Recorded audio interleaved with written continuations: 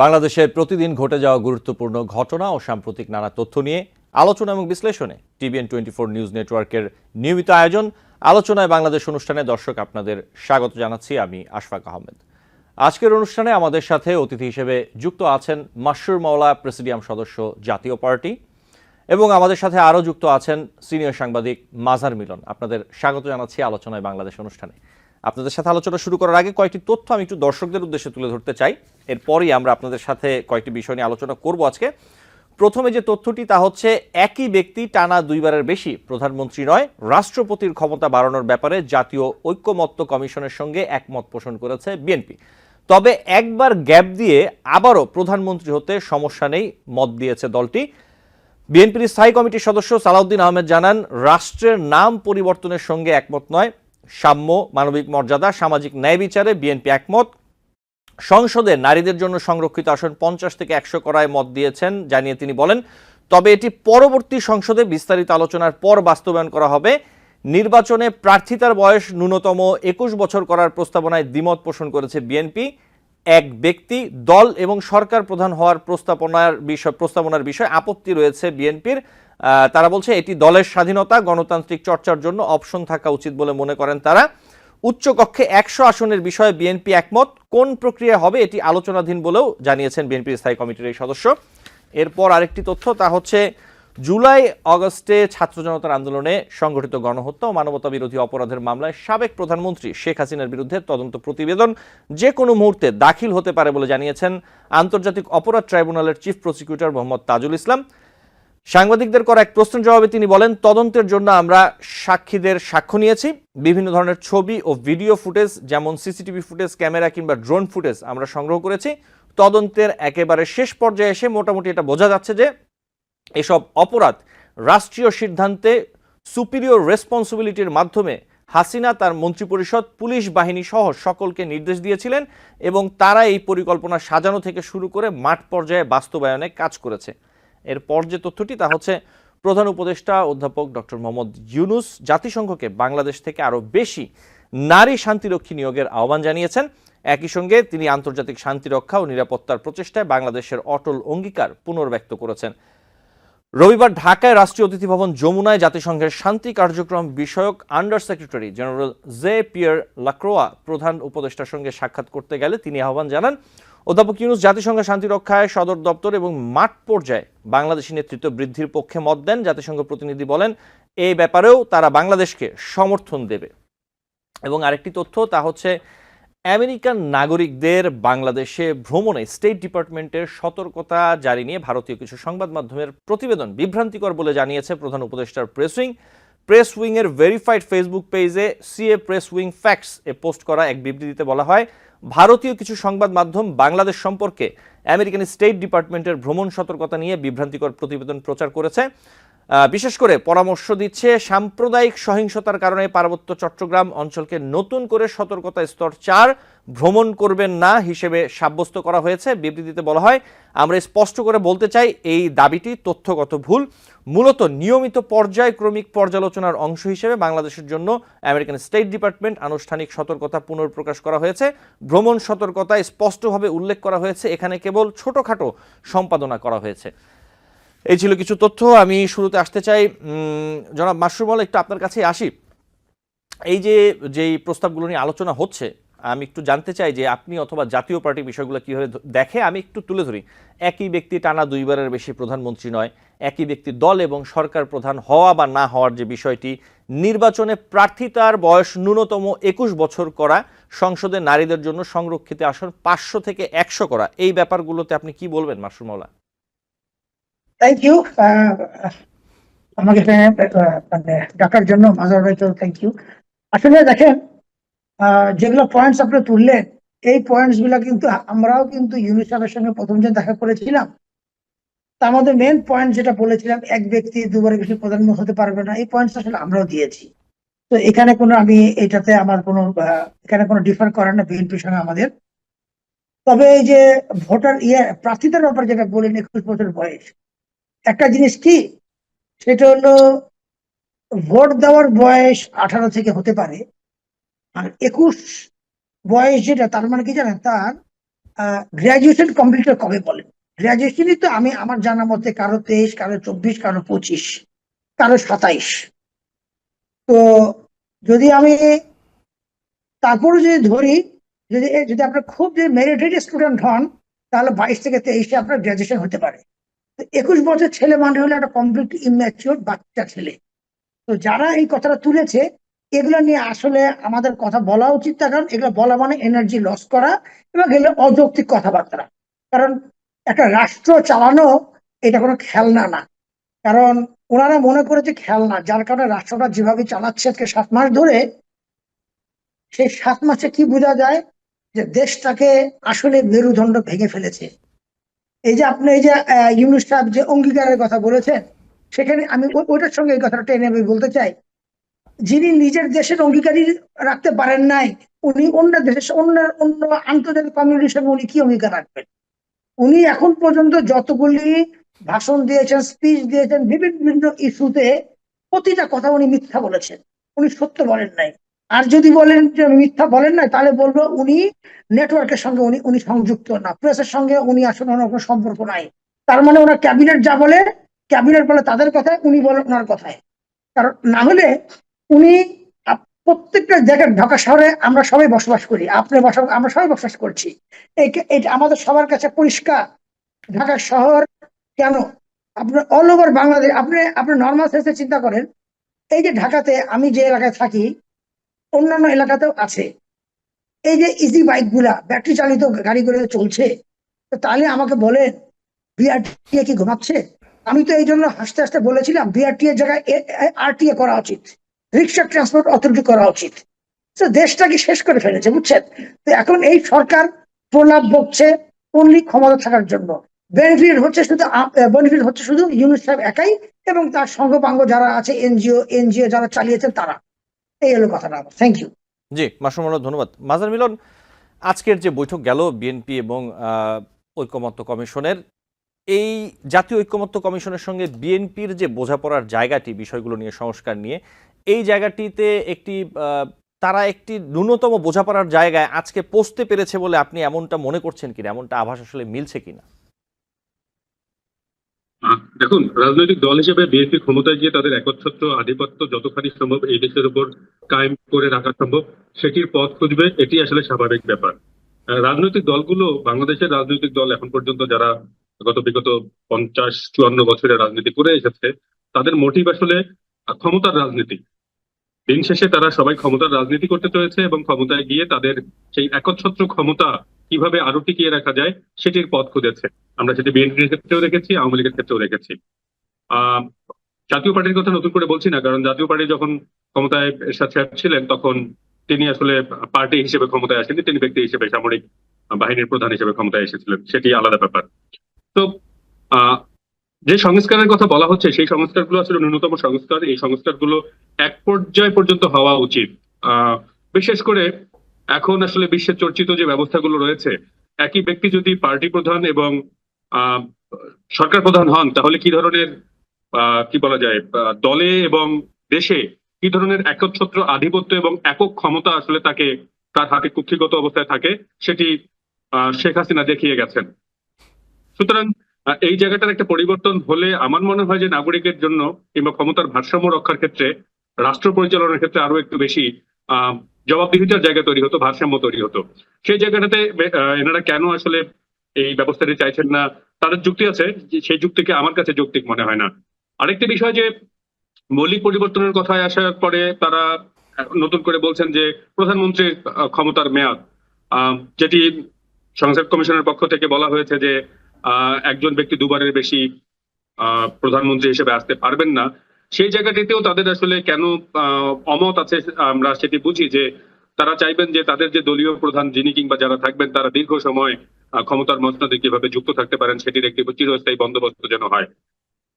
যে প্রেক্ষিত থেকে এই প্রস্তাবনাটি তোলা হয়েছিল সেটি হচ্ছে যে এক ব্যক্তি যদি দুবারের বেশি ক্ষমতায় মানে প্রধানমন্ত্রী হিসেবে না আসতে পারেন, তাহলে দলের ভিতর যে কাঠামোগত গণতন্ত্রের চর্চা, সেটির একটি পথ উন্মুক্ত হবে। সেই পথটা উন্মুক্ত করতে আসলে বাধা কোথায় বিএনপি কিংবা অন্যান্য দলগুলোর, সেটি আমি বুঝি না। আমার মনে হয় যে এই জায়গা থেকে কাজ হওয়া উচিত এবং অন্যান্য যে বিষয়গুলো নিয়ে কথাবার্তা চলছে। তবে একটি কথা আমাদেরকে আশান্বিত করছে যে দুপক্ষেরই সুর আজকে খানিকটা হলেও নরম মনে হয়েছে এবং মনে হচ্ছে যে এক ধরনের ঐক্যমত্যে পৌঁছানো হয়তো বা সম্ভব হবে। এর আগে জামায়াতে ইসলামীর সাথে বিএনপির যে বোঝাপড়ার জায়গা কিংবা আলোচনার জায়গাগুলো নিয়ে যে বিবৃতিগুলো পত্রিকায় এসেছে কিংবা গণমাধ্যমে এসেছে, আজ যেগুলো গণমাধ্যমে এসেছে কিংবা এনসিপির সাথে ঐক্যমত্য কমিশনের বৈঠক কিংবা আজকে ইলেকশন কমিশনের সাথে এনসিপির যে বৈঠক ছিল, সেগুলোতে এক ধরনের নরম সুর কিংবা এক ধরনের কি বলা যায় সহাবস্থানের জায়গা তৈরি হচ্ছে বলে আমার কাছে আমি আশা করছি আর কি। বাস্তবে সেটি আসলে কোন দিকে গড়াবে সেটি এখন পর্যন্ত বোঝা যাচ্ছে না। যার যার অবস্থানে তারা এখন পর্যন্ত অনড় অবস্থায় রয়েছেন হয়তোবা, কিন্তু সুরের জায়গাটা খানিকটা নরম হয়েছে বলে আমার মনে হয়েছে। জি মাজার মিলন, আপনি একটু কথা বলে নিতে চাই, একটুখানি সুযোগ চাই।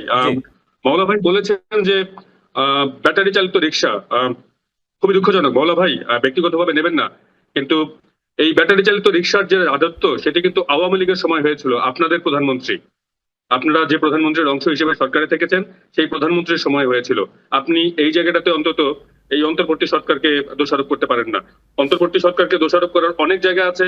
তারা এই ব্যাটারি চালিত বাহনগুলোকে মূল রাস্তায় নিয়ে এসেছে, রাজপথে নিয়ে এসেছে, গলি উপগলি থেকে, সেটি আপনি দায় দিতে পারেন। শাসন ব্যবস্থার অন্যান্য জায়গায় অন্যান্য কাঠামোতে নানান ধরনের অপ্রাসঙ্গিক অবস্থা তৈরি হয়েছে, সেটি আপনি বলতে পারেন। কিন্তু অন্তত এই ব্যাটারি রিক্সার দায়টি এই অন্তর্বর্তী সরকারের উপর চাপায়েন না, কারণ এটির ব্যবস্থাপনা তৈরি করেছিল বাংলার টেসলা হিসেবে আপনাদের আওয়ামী লীগ সরকার। আপনি যে সরকারের অংশ ছিলেন আপনারা আর কি, জাতীয় পার্টি। জি জি মাজার মিলন, আপনাকে ধন্যবাদ। মাসুম আলম, আমি একটু আপনার কাছে আসি। এনসিপির কথা বলছিলেন মাজার মিলন, এইখানে যদি আমরা একটু দেখি সংবিধানে মৌলিক অধিকারগুলোর কথা বলা থাকে, সেক্ষেত্রে আলাদা করে মূলনীতির প্রয়োজন আছে কিনা সেই প্রশ্ন রেখেছে জাতীয় নাগরিক পার্টি, অর্থাৎ সংবিধানে মূলনীতির প্রয়োজন আছে কিনা এই প্রশ্নটি এনসিপি করছে। এই বিষয়টি আপনি কিভাবে দেখেন মাসুম মাওলা? আমি আপনার কোশ্চেনের প্রশ্নের উত্তর দেওয়ার আগে মাজার ভাইয়ের কথা প্রশ্নের উত্তর আমি দিতে চাই। মাজার ভাই বলেছেন যে জাতীয় পার্টিও একই স্টাইলে পাওয়ারে এসেছিল, ওই সেটা হলো স্বৈর শাসন, ওটা উনি বুঝাতে চেয়েছিলেন। জিয়াউর রহমান কিভাবে পাওয়ারে আসছিল এটা আমরা সবাই জানি, আমি এখানে টাইম ওয়েস্ট করতে চাই না। নিশ্চয়ই আপনারা জানেন জিয়াউর রহমান কিভাবে পাওয়ারে এসেছিল। জিয়াউর রহমান মারা যাওয়ার পরে জি মাসুম মাওলা, আপনি একটু পিছিয়ে যদি কথা বলেন। জাতীয় পার্টি যেভাবে পাওয়ারে এসছে, শুনেন, ঠিক আছে, জাতীয় পার্টি যেভাবে পাওয়ারে এসছে ওই সময়টায় এখন যেরকম অন্তর্বর্তী সরকার যেভাবে ক্ষমতা নিয়েছে, ঠিক সেই রকমই একটা সময় ছিল যখন দেশ চালানোর মতো ক্রাইসিস ছিল। হেড অফ কেউ ছিল তখন army, as a martial law হিসেবে দেশ নিয়েছিলেন ক্ষমতায়। তারপরে উনি আস্তে আস্তে পরে জাতীয় পার্টি ফর্ম করেন, তারপর উনি ইলেকশন দেন, থ্রু ইলেক্টেড আসছেন। এখানে কথা বলে অনেক কথা আসবে, তাহলে জিয়াউর রহমানের অনেক কথা তাহলে আসে। যদিও আমি কখনো জিয়াউর রহমানের এগেইনস্টে না, উনি ক্ষমতায় যেভাবে ভাই আমি শেষ করি, আমি কিন্তু আপনার সঙ্গে কথা বলিনি, না না আমি আপনার সময় কিন্তু কথা বলিনি কিন্তু ভাই। তো এখন কথা হলো কি, আমি কিন্তু জিয়াউর রহমানের ওয়ান কাইন্ড অফ ফ্যান আপনি বলতে পারেন, বিকজ জিয়াউর রহমানকে আমি অনেক কাছে থেকে দেখেছিলাম। যেহেতু উনি বগুড়া, আমরা গাইবান্ধা, আমাদের ফ্যামিলির সঙ্গে একটা মোটামুটি একটা সম্পর্ক ছিল, আমি জানি উনি একটা ভালো মানুষ ছিলেন, এতে কোনো সন্দেহ নেই। কিন্তু পাওয়ার নিয়ে যদি বলেন তাহলে এখানে অনেক কথা আছে। সেকেন্ড জিনিস এবার আসেন, আপনার ব্যাটারি চালিত কথাটা যে বলেছেন, আপনি কোন এলাকায় থাকেন আমি জানি না, তবে এইটুকু আমি আপনাকে বলতে পারি, আপনি 15 বছর আপনি এই দেশ কিভাবে চলেছে আপনি দেখেছেন। আপনি কি বলতে পারেন যে উত্তরাতে ব্যাটারি চালিত গাড়ি কয়টা চলেছে? বলতে পারবেন? হয়তো আপনি আউট অফ বিআরটি অ্যাপ্রুভ কারের মধ্যে হয়তো আপনি 0.001% দেখেছেন। এখন উত্তরাতে দেখবেন আপনি আউট অফ 100 এর মধ্যে 98% এখন হচ্ছে ব্যাটারি অপারেটেড। গুলশানে আপনি আসেন, উত্তরাতে আপনি আসেন, মেন রোডে কোন রিক্সা চলে নাই, এখন মেন রোডে রিক্সা চলছে। আপনি জানেন গুলশানে প্রত্যেকটা, ভাই আমি আপনাকে বলি শুনেন, গুলশান, বনানী, বাড়িধারা, আপনি ধানমন্ডি যান, লালমাটিয়া যান, যেখানে যাবেন প্রত্যেক জায়গায় এখন পকেট, এখন গেট বানানো হয়েছে, 12টা গেট বন্ধ করে বিকজ অফ সিকিউরিটিজ। সেটা কিন্তু একটা সরকারের ব্যর্থতা। এখন ব্যাটারি অপারেটেড গাড়ি আপনি জানেন গুলশানে কত হাজার চলে জানেন? 7,000 ব্যাটারি অপারেটর চলে। গুলশানে 16 বছরে কোনোদিন গুলশান বনানী বাড়িয়াতে কোনোদিন একটা ব্যাটারি অপারেটর একটা ইলিগাল রিক্সা চলে নাই। আপনি জানেন ঢাকা শহরে কত লক্ষ ব্যাটারি অপারেটর গাড়ি আছে? 5 লাখ। খবর নেন, 5 লাখ। আপনি কম জানেন। আপনার কাছে আপনি তাহলে জানেন না ভাই, শুনেন। আমি একটা মজা ভাই শুনেন, আপনাকে একটা জিনিস বুঝতে হবে, সত্যটাকে ভাই অস্বীকার করবেন না ভাই। আমি কিন্তু সত্য অস্বীকার করছি না, সত্য দেশের বলতে হবে।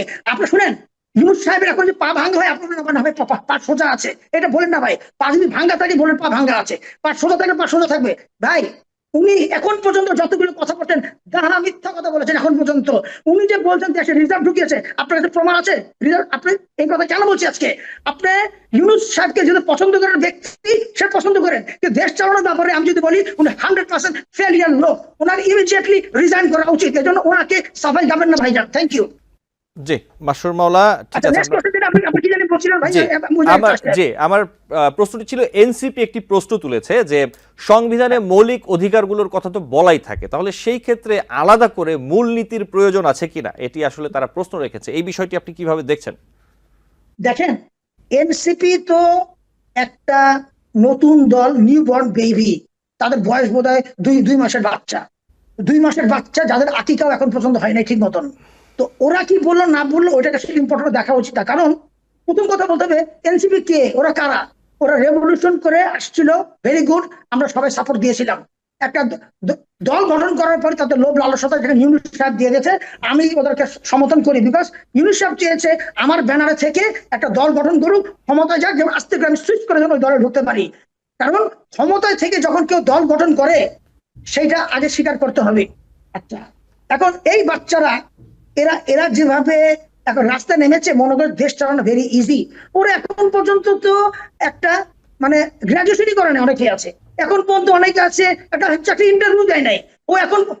ওরা কি একবারে পড়েছে বাংলাদেশ সংবিধানে কি আছে? প্রশ্ন করেন তো, ওরা বলতেই পারবে না বাংলাদেশ সংবিধান আসলে সংবিধানটা কি জিনিস সেটাই বলতে পারবে না। আর সংবিধানের কথা তো পরে বলবে। তো ওদের কথাটা আসলে গায়ে লাগানো, মিডিয়াদের আসলে এত বাড়াবাড়ি করে ওদেরকে পোর্ট্রেট করা আসলে উচিত না। কারণ ওদেরকে ভোট কে দিবে এটাকে দেখতে হবে। ওদের আসন কোনটা, ওদের সিট কোনটা, ওদের এই যতগুলি ছেলেপেলে আছে, মেন 2টা ছেলে, ওদের মধ্যে একটা সিট, একজন একটা সিট পাবে কিনা সন্দেহ আছে। বাকি কথা আমি বাজি দিলাম। জি মাসুর মাওলা, ধন্যবাদ। মাজার মিলন, যেমনটা বলছিলেন, আমরা যদি একটু দেখি যে বিগত কয়েক দশক ধরেই কিন্তু প্রত্যেকটা জাতীয় নির্বাচনের আগে নতুন নতুন রাজনৈতিক দল গঠনের জন্য একটা দৌড়ঝাঁপ শুরু হয়। এবং যদি পরিসংখ্যান দেখি, গত 5ই আগস্টের পর গড়ে প্রতি মাসে 3টার বেশি রাজনৈতিক দলের জন্ম হয়েছে, এবং আওয়ামী লীগ সরকার পতনের পর অন্তত 20টা রাজনৈতিক দল গঠন হয়েছে। এই যে এত নতুন রাজনৈতিক দল গঠনের পেছনে আসলে কারণটা কি? মাজার মিলন, সাংবাদিক হিসেবে আপনি বিষয়টি কিভাবে দেখেন? আমি এই প্রশ্নের উত্তরে আসছি, তার আগে মৌলা ভাইয়ের একটুখানি ভ্রান্তি ভেঙে নেই। আমি যখন কথা বলি সাংবাদিক হিসেবে, আপনি যখন আমাকে পরিচয় করিয়ে দিয়েছেন, তখন আমার নির্দিষ্ট কোনো দল, নির্দিষ্ট কোনো নেতা কিংবা নির্দিষ্ট কোনো ব্যক্তির উপরে বিশেষ ভালো লাগা কিংবা মন্দ লাগা নিয়ে আমি ভাবিত হই না, এবং আমার কথায় সেটির প্রকাশ পায় না। আমি বলেছিলাম যে ডক্টর ইউনূসের শাসন পদ্ধতি নিয়ে আপনি অনেক প্রশ্ন তুলতে পারেন, কিন্তু এই যে ব্যাটারি চালিত টেসলা, এই বাংলার টেসলাকে বাংলার টেসলা হিসেবে জাতীয় সংসদে বাংলার টেসলা হিসেবে অভিহিত করে তাদেরকে চলাচলের অনুমতি দিয়ে, এটি অবৈধ যান। আপনি যদি বাংলাদেশের যানবাহন আইন যদি আপনি পড়েন, বিআরটি এর আইনগুলো যদি পড়েন, এটি একটি অবৈধ বাহন। এই অবৈধ বাহনকে বাংলাদেশ রাজনৈতিক কারণে বাংলার টেসলা হিসেবে জাতীয় সংসদে স্বীকৃতি দিয়েছিল আপনাদের মন্ত্রী বিপু সাহেব, এবং শেখ হাসিনা তখন বার্তা দিয়েছিলেন। জাতীয় পার্টি ছিল অপোজিশন পার্টি, বলবেন না এই কথা, বলবেন না, এটা কারেক্ট। জাতীয় পার্টি, আমি কথা বলি ভাই, আপনি বলবেন ভাই, আপনি বলবেন না ভাই, না এই কথা বলতে পারবেন না। আমাদের মন্ত্রী never say that, please I request you, don't say that. আমি আপনাকে ছোট্ট একটা উদাহরণ দিই, আমি একটা ছোট্ট উদাহরণ দিই ভাই। জি মাজার মিলন, আমি একটি বিরতি নিয়ে আসি। আপনি প্রথম আমাদের সরকার, জি মাসুর মাওলা, ইউ ক্যানট সে দিস, আমাদের সরকার, ইউ ক্যানট সে দিস, আমাদের মন্ত্রী। মাসুর মাওলা, আমাকে একটি বিরতি নিতে হবে। আমি বিরতি থেকে ফিরে আপনাদের সাথে এই বিষয়ে কথা বলবো। মাজার মিলন, আমি আপনাকে ব্যাখ্যা করছি। মাজার মিলন, আমি একটি বিরতি নিব। জি ভাইজান শুনেন, সাংবাদিক ভাই আপনি এই ধরনের কথা বলতে পারেন না। মাসুর ভাই, you are very biased man. জি মাশরুম মাওলা, আমি একটি বিরতি নিতে চাই, বিরতি থেকে ফিরে আমরা এই বিষয়গুলো নিয়ে কথা বলবো। দর্শক আলোচনায় বাংলাদেশ অনুষ্ঠানে নিচ্ছি ছোট্ট একটি বিরতি, সাথে থাকবেন। TBN 24 টেলিভিশন দেখতে আজই কল করুন 7187776556। লগ ইন করুন www.totalcablebd.com। দর্শক আলোচনায় বাংলাদেশ অনুষ্ঠানে আপনাদের আবারও স্বাগত জানাচ্ছি। আমাদের সাথে আছেন দুজন অতিথি। আমরা সরাসরি আলোচনায় চলে যাব। মাজার মিলন, যে বিষয় নিয়ে কথা বলছিলাম আপনার কাছে আসি বিরতির পর, যে এই যে এত নতুন নতুন রাজনৈতিক দল গঠন হচ্ছে এবং আমরা বিগত সময়েও দেখেছি যে নির্বাচনের আগেই নতুন নতুন রাজনৈতিক দল গঠন এবং তারা নতুন রাজনৈতিক দল জন্ম নেয়। নিবন্ধন পায় কি পায় না সেটি পরবর্তী বিষয়, কিন্তু নতুন রাজনৈতিক দল গঠনে একটি হিড়িক পড়ে যায়। জি আপনি বলছিলেন মাজার মিলন। এটি আসলে একটি চর্চা বাংলাদেশে, এই যে নতুন রাজনৈতিক দল তৈরি, সেগুলোর অর্থায়ন কারা করে, কিভাবে করে, এই পার্টিগুলো কিভাবে চলে, সেগুলো সম্পর্কে যদি একটু খানিকটা খোঁজ খবর করা যায় তাহলে আপনি বুঝবেন যে আসলে এই দলগুলো মানে কেন আসছে, কেন আসতে যাচ্ছে। আমি সবগুলোকে কিংস পার্টি বলতে আগ্রহী না, কারণ পত্রিকার পাতায় যেভাবে লিখেছে কিংস পার্টি তৈরি হচ্ছে, আমি সবগুলোকেই কিংস পার্টি বলতে রাজি নাই। কারণ অনেকগুলোই হচ্ছে যে ধান্দাবাজ পার্টি হিসেবে আসতে যাচ্ছে। কিংস পার্টিও নিশ্চয়ই আছে, কিন্তু ধান্দাবাজ পার্টির সংখ্যাও আসলে কম না। কারণ এই সময় একটা নতুন দল গঠলে 10-20 জন সামনে নিয়ে দাঁড়ালে, কোথাও এখানে একটা ব্যানার তৈরি করলে, কোথাও এখানে রাস্তায় দাঁড়ালে একটু রাজনৈতিক ভাবে মনোযোগ আকর্ষণের যে চেষ্টা, সেটি আসলে কিছু কিছু মানুষজন করে যাচ্ছে। এবং দিন শেষে এই প্রচেষ্টাগুলো আসলে কতটুকু সফল হবে আপনারা সবাই নিশ্চয়ই দেখবো। সুতরাং আমি আসলে মাস্টার ভাইয়ের কথায় যেটি বলছিলেন যে এই আলোচনায় আসলে যেতেই আগ্রহী না যে এই যে কিংস পার্টি, এটা আসলে কোনো গুরুত্ব আছে কিনা, এটির কোনো গুরুত্ব আমার কাছে নেই। আমি একটি কথা বলে শেষ করবো মাস্টার ভাইয়ের জন্য। মাস্টার ভাই খেপে গিয়েছিলেন হয়তো।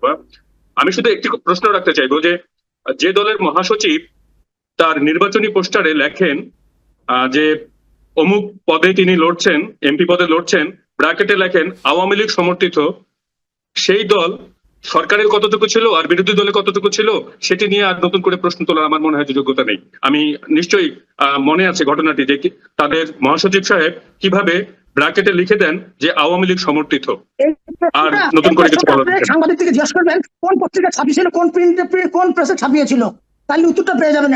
এটা উনি ছাপিয়েছিলেন নাকি প্রেস অতি উৎসাহিত হয়ে আরেক দলের পয়সা খেয়ে ছাপিয়েছিল, সেটা সেই নিশ্চয়ই নিউজ নিশ্চয়ই আপনার কাছে না থাকে, বের করে নেবেন প্লিজ। Thank you. জি আমি একটু মাশরুম মাওলা আপনার কাছে আসি এই বিষয়টি নিয়ে। মাজার মিলন, আমি আসবো আপনার কাছে আবারও। মাশরুম মাওলা, বাংলাদেশের নব্য ফ্যাসিবাদের উত্থান হচ্ছে, নব্য ফ্যাসিবাদের দোসররা দাপিয়ে বেড়াচ্ছে বলে অভিযোগ করেছেন জাতীয় পার্টির চেয়ারম্যান জিএম কাদের। রক্ত দিয়ে নব্য ফ্যাসিবাদ রুখে দেওয়ার আহ্বান জানিয়েছেন তিনি। নব্য ফ্যাসিবাদের দোসর কারা আসলে আপনারা বলতে চাচ্ছেন মাশরুম মাওলা? দেখেন, এটা জিএম কাদের বলেছেন, এটা উত্তর জিএম কাদের দিতে পারবেন, কারণ আজকে আমি আসলে বর্ধিত সভাতে ছিলাম না। আমি আসলে লাস্ট ফিউ ডেজ ধরে কোনো প্রোগ্রামে আমি জাতীয় পার্টির নাই, তো আমি অনেক কিছুদিন অ্যাক্টিভ আছি, সেটা উনি উত্তর দিতে পারবেন। এটা ওনাকে যদি কোনোদিন চান আমি কানেক্ট করে দিতে পারি, ওনাকে প্রশ্নটা করতে পারবেন। তবে আমাদের সাংবাদিক ভাইদের উদ্দেশ্যে আমি একটা কথা বলতে পারি। সাংবাদিক ভাইরা মনে হয় এখনো ডিফারেন্স বিটুইন জানেন না, অপোজিশন কি আর গভর্নমেন্ট কি। যদি উনি ডিফারেন্স বিটুইন জানতেন তাহলে উনি কোনদিন বলতে পারতেন না যে বিপু সাহেব আমার লোক, হ্যাঁ, আর আমাদের আমরা সরকার চালিয়েছি। জি সরকার ব্যবস্থাপনা, রাষ্ট্র ব্যবস্থাপনা, সংসদ ব্যবস্থাপনা, দেখে নেবেন। গত 15 বছরের সংসদ ব্যবস্থাপনা, রাষ্ট্র ব্যবস্থাপনা এবং সরকার মানে সংসদের যে চেহারা, সেটি আসলে পাল্টে গিয়েছিল। সেজন্যই আসলে এই কথাগুলো এখন উঠছে। পাল্টে গিয়েছিল, কারেক্ট, পাল্টে গিয়েছিল, কারেক্ট।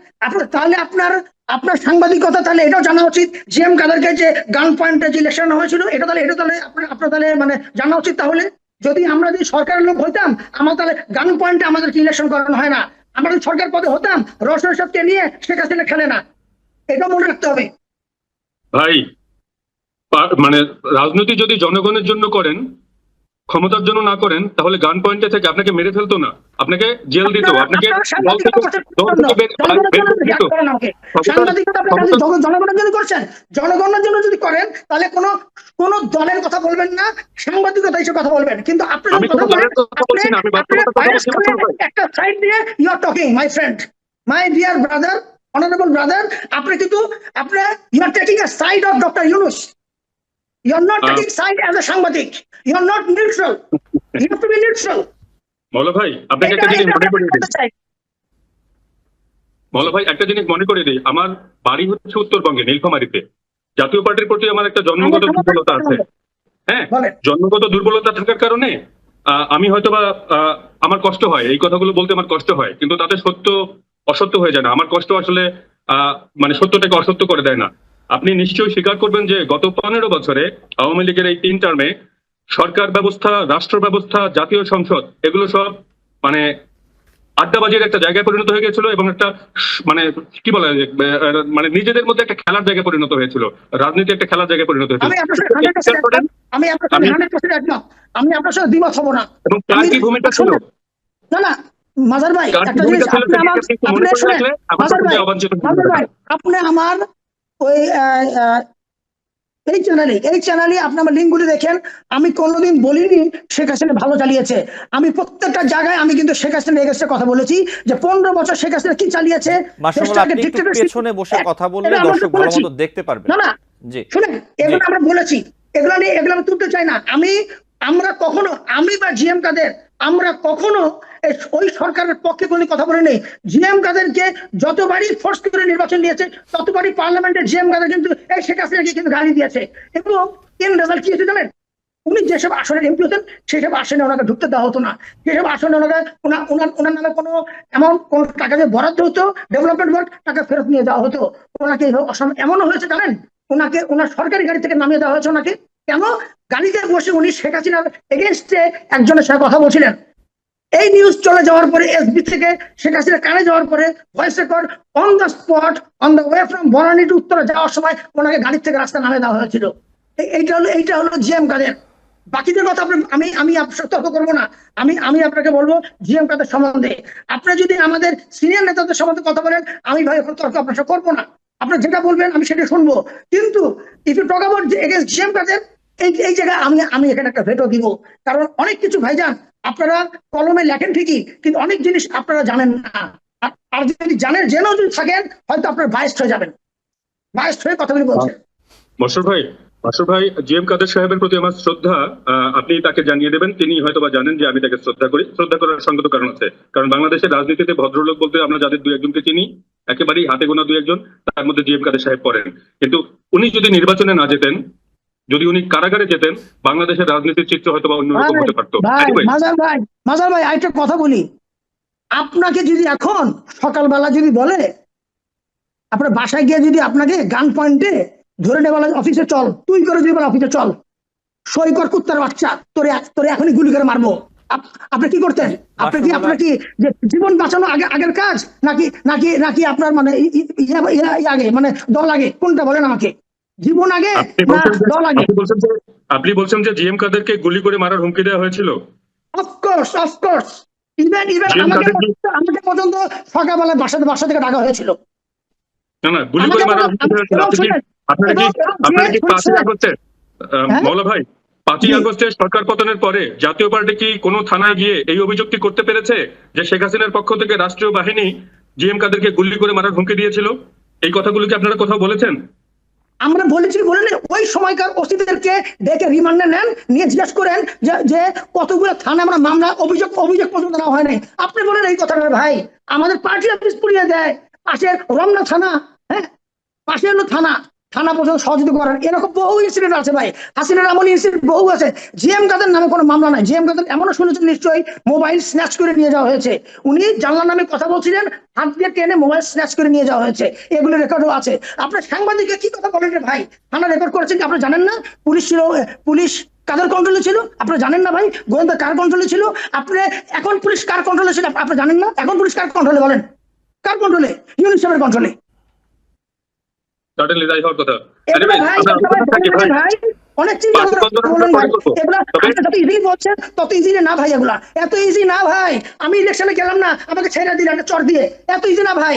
আগে শুনেন ইসলামের কথা আছে, নিজের জান বাঁচলে আগে বাপের নাম। আমার জান আগে আমি বাঁচাবো, তারপর আমার দল। জি, বাজার মিলন, আমি একটু আসি আপনার কাছে আরেকটি প্রসঙ্গ নিয়ে। আমি মাসুমুল্লাহ আপনার কাছে আবার আসবো।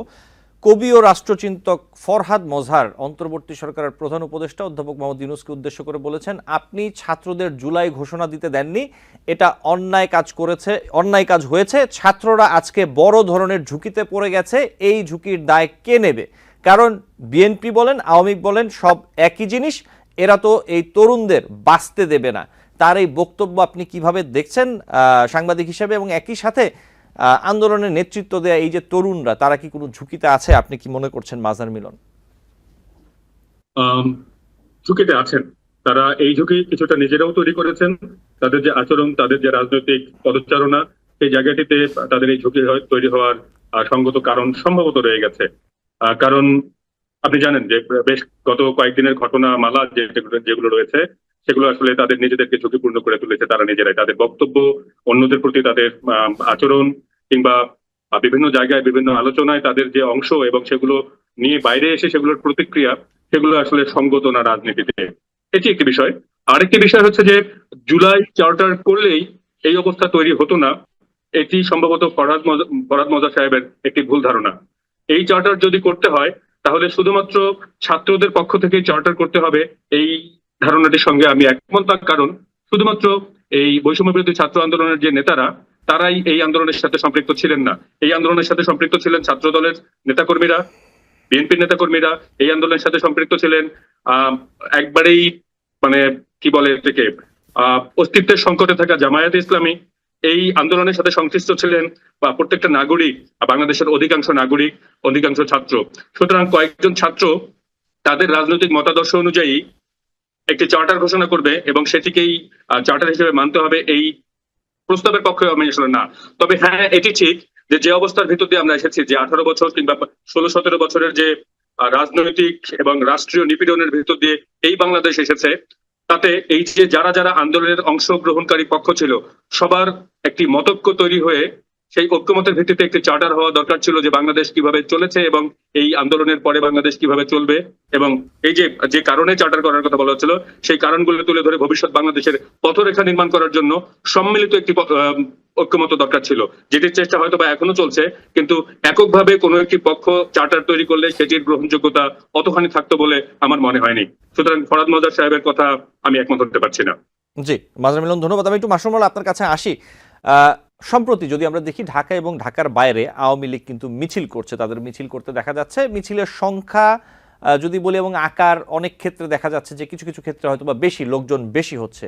এখন বিষয়টি হচ্ছে সরকার এবং অন্যান্য রাজনৈতিক দলগুলো, আপনি একজন রাজনীতিক হিসেবে কি মনে করেন যে এই বিষয়গুলো নিয়ে কি আসলে ভাবনার কিছু আছে সরকারের, যে 8 মাস 9 মাস চলছে নির্বাচনের আগে দিয়ে এই মিছিল অথবা আওয়ামী লীগের নেতাকর্মীদের রাস্তায় নেমে আসার সংখ্যা আরো বাড়তে পারে কিনা, এতে কোনো রাজনৈতিক অস্থিরতা তৈরি হতে পারে কিনা, এই বিষয়টি আপনি কিভাবে দেখেন? আসলে দেখেন, আওয়ামী লীগকে তো এখন পর্যন্ত তো ওদেরকে তো ব্যান্ড দল হিসেবে তো ঘোষণা হয়নি এখন পর্যন্ত, জি, বা আমি এমন শুনিনি কোর্টে এখন রিড করেছি কিনা। তো আওয়ামী লীগের তো এভরি রাইট আছে এখন তাদের রাস্তায় নেমে মিছিল করাই। এখন যদি সেটা সরকার যদি প্রোটেস্ট করে ঠেকায়, দ্যাট ইজ ভিন্ন জিনিস। আর যেহেতু নিবন্ধিত একটা দল, তাদের এখনো they are the stakeholders of 38% plus এখন পর্যন্ত আছে। হয়তো এতদিনে পপুলারিটি আরো বেড়ে গেছে due to unpopularity of this government. তো সেই হিসেবে তারা সাহস পাবেই, সেই হিসেবে তারা সাহস পাবে রাস্তায় নামতে, রাস্তায়। এবং হয়তো বড় আকারও হতে পারে আস্তে আস্তে। মানুষ তো ঝটিকা হিসেবে নামেই তো এরকম। আমরা বলি না কোনো কিছু করার আগে একটা মক টেস্ট দেই না, ফাইনাল পরীক্ষার আগে একটা মক টেস্ট দেই, ঠিক সেরকম আমরা যখন কোনো কিছু শুরু করার আগে আমরা একটা রিহার্সাল নেই। তো এরকম রিহার্সাল টাইপ বলতে পারেন, রাস্তায় নেমে দেখছে যে আমরা আমরা কতখানি আমাদের ইয়েটা আমরা রাখতে পারি, কতখানি আমরা থাকতে পারি, আমাদের উপরে কতখানি প্রেশার আসতে পারে। তো সেই হিসেবে তারা ট্রাই করছে। এখন সরকার যদি ঠেকায় তাহলে এক জিনিস, যদি জেল সেটা এক জিনিস, আর সরকার যদি না ঠেকাতে পারে তাহলে আস্তে আস্তে এটা হয়তো ওদের পলিটিক্স বাড়া শুরু করবে। তবে আমরা নিউজ পাচ্ছি অল ওভার বাংলাদেশের ভিতরে ভিতরে ওরা আস্তে আস্তে আস্তে আস্তে ওরা ভিজিট করছে এখন। জি, মাসুম, ধন্যবাদ। মাজহার মিলন, আপনি যদি এই বিষয়ে কিছু বলতে চান। আমি মৌলভীর কাছে একটা প্রশ্ন করতে চাই যে মৌলা ভাই, বাংলাদেশের রাজনীতিতে আওয়ামী লীগ গত 15 বছর যে শাসন পদ্ধতির ভেতর দিয়ে গেছে, আমি ব্যক্তিগতভাবে মনে করি, নাগরিক হিসেবে এবং সাংবাদিক হিসেবে মনে করি যে তারা আওয়ামী লীগকে শুধু মেরে ফেলেনি, বাংলাদেশকে শুধু হচ্ছে যে কোণঠাসা করে রাখেনি, তারা আসলে জাতীয় পার্টিকে অস্তিত্বের সংকটের মুখে ফেলে দিয়ে গেছে। কারণ রাজনৈতিক দলের যে কাঠামোগত চরিত্র হওয়া উচিত, সেই চরিত্র বিকশিত হয়তো দেয়নি আওয়ামী লীগ। আপনি কিভাবে সেটি হয়েছে সেটি আপনার ভালো জানার কথা, আপনি একমত নাও হতে পারেন, বাট আমি এভাবেই ভাবি। আপনার কি মনে হয় যে আওয়ামী লীগের এই মুহূর্তে বাংলাদেশে রাজনৈতিক স্পেস তৈরি হওয়ার কোনো সুযোগ আছে, এবং সেটি যদি হয় সেটি কি আদৌ আসলে বাংলাদেশের জন্য আপাতত কল্যাণকর হবে কিনা, আপনার কাছে কি মনে হয়? আসলে দেখেন, আমি তার আগে আপনার প্রশ্নের উত্তর আগে আমি ছোট্ট একটা এক্সাম্পল দিব আপনাকে, তাহলে উত্তরটা পেয়ে যাবেন কিছুটা। এই যে 23 বঙ্গবন্ধু অ্যাভিনিউ আওয়ামী লীগের যে অফিসটা আছে না, এখানে আগে একটা রেস্টুরেন্ট ছিল, রুচিতা রেস্টুরেন্ট অ্যান্ড বার। এইটা আমার বাবা চালাতেন, এবং এইটা পাকিস্তান পিরিয়ড থেকে আমার আব্বা চালাতেন। এটা মালিক ছিল পাকিস্তানিরা, আমার আব্বা লিজ নিয়ে চালাতেন। পরে দেশ স্বাধীনের পরে এটা পরে অ্যাবান্ডেন্ট প্রপার্টি হিসেবে ডিক্লেয়ার করা হলো, পরে পর্যটন এটা কন্ট্রোলে নিল, বাট ব্যবসা আমরা চালাচ্ছিলাম। By this time Awami League একটা কি এটা 4.5 তলা বিল্ডিং ছিল, 1.5টা ফ্লোর আওয়ামী লীগ নিল, নিয়ে তারা অফিস করা শুরু করলো। পরের দিকে জাতীয় পার্টি যখন 90 ক্লোজ টু 90 যখন জাতীয় পার্টি ক্ষমতা থেকে যাবে ওই সময়টায় এত মাত্রায় মানে আওয়ামী লীগের উৎপাত বেড়ে গেছিল, শেষ পর্যন্ত আমার বাবা ওই বিল্ডিং তালা মেরে বেরিয়ে চলে আসে। পরে লেটার অন আওয়ামী লীগ পুরো বিল্ডিং দখল করে নেয়, এবং পরে শুনলাম পর্যটন যে নিয়ে নিয়েছিল, পর্যটনের কাছ থেকেও পরে ওরা মানে একদম পার্মানেন্টলি দলীয় করে নিয়ে নিজেদের নামে করে নেয়। তো আওয়ামী লীগের তো সবকিছুই ভাই শুরু থেকেই আমি দেখে আসছি ইললিগেল অনেক কিছুই। এখন আওয়ামী লীগ যখন পাওয়ারে ছিল 15-16 বছর, আওয়ামী লীগ যা করেছে এটাতে আমরা কোনোদিন সাপোর্ট করিনি। দেখেন, এরশাদ সাহেব যে মারা গেছে, এটা অনেকেই জানেন না, এরশাদ সাহেব কিন্তু রং ট্রিটমেন্টে মারা গেছে। ওনার যে ওয়াইফ রওশন এরশাদ ছিলেন, রওশন এরশাদ তখনকার সরকারের কাছ থেকে মোটা অঙ্কের টাকা খেয়ে এরশাদ সাহেবকে সিএমএইচ পাঠিয়ে হাউস অ্যারেস্ট করলেন। আর তখন তো জিএমকাতে চেয়ারম্যান ছিল না, এবং তখন উনি করলেন কি, উনি দলের নেতৃত্ব নিয়ে উনি কিন্তু আপনার নির্বাচনটা করলেন। এবং এরশাদ সাহেব যখন সিএমএইচ যখন বেরিয়ে আসলো, কি দেখলো জানেন? কি দেখলো? উনি নাকি এমপি। উনি নিজেও জানেন না উনি কিভাবে এমপি হলো, কারণ উনি কিন্তু নমিনেশন মানে কি বলে ওই যে নমিনেশন পেপার যেটা বলে, যেটা সাবমিশন, সেটাও কিন্তু উনি কিন্তু করেন নাই। কিন্তু উনি প্রার্থিতা হিসেবে উনি সাবমিশনও করেন নাই, জিএম কাদেরও সাবমিশন করেন নাই। কিন্তু পরে ওনা কি করলো, জোরপূর্বক ভাবে ওনাকে স্পেশাল এনভয় করা হলো, বসে বসে বেতন দেওয়া হতো, উনি মানুষ না মানুষ। তো এরকম যদি কালপ্রিট যদি বলতে চান আপনারা জাতীয় পার্টিকে ডিস্ট্রয় করার মূল হোতা, দ্যাট ইজ রওশন এরশাদ।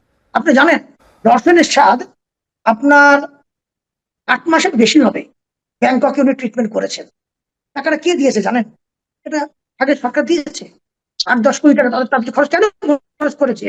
ওনাকে বাঁচিয়ে রাখতে হবে, উনি বাঁচিয়ে রাখলে জাতীয় পার্টিটাকে এনে খেলতে পারবে। এর আগে সরকার, এরকম অনেক ঘটনা আছে রে ভাই, আমাদেরকে শেষ করতে হবে। যদি জিএম কাদের পর্যন্ত বলার স্কোপ হয়নি কোনোদিন, যে জাতীয় পার্টিকে নিয়ে কিভাবে ট্রিটমেন্ট করে জাতীয় পার্টি আজকে মেরে ফেলা হচ্ছে গলা টিপে।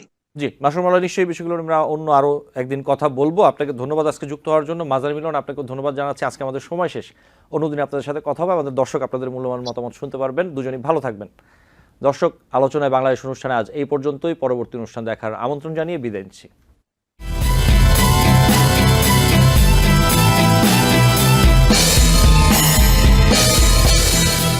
TBN 24 টেলিভিশন দেখতে আজই কল করুন 7187776556। লগ ইন করুন www.totalcablebd.com। নিউ ইয়র্ক থেকে সম্প্রচারিত TBN 24 টেলিভিশন বিশ্বজুড়ে বাঙালির কণ্ঠস্বর।